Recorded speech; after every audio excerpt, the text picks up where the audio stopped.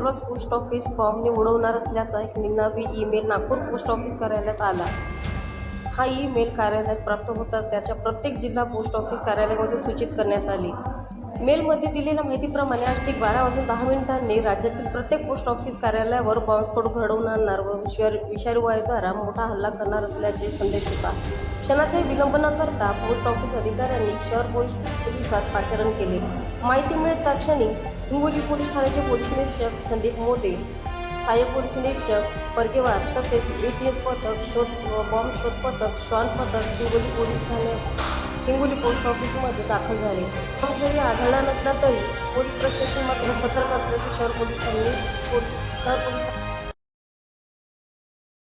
दुपारी 12 वाजता याबद्दल धमकीचा मेल आला होता की विषारी वायू आणि RDX ने आम्ही पूर्ण पासपोर्ट संलग्न जेवढे पोस्ट ऑफिस आहेत महाराष्ट्रातले तर त्या सर्वांना आम्ही उडवून देऊ म्हणून. तर याबद्दल तात्काळ आम्ही पोलीस प्रशासनाला सूचना दिली होती आणि त्यानंतर पूर्ण पोलिसांचे जेवढे श्वान पथकासह ते इथं आले होते आणि त्यांनी संपूर्ण शिवारामध्ये पोस्ट ऑफिसचं जेवढं शिवार आहे पोस्ट ऑफिसच्या मधातले पार्सल त्यांनी सर्व काही तपासणी केली आणि जर या परत जर समजा काही एखादं संदिग्ध जर काही एखादं आढळून आलं तर तात्काळ त्यांना संपर्क साधण्याच्या त्यांनी आम्हाला सूचना दिलेल्या आहेत.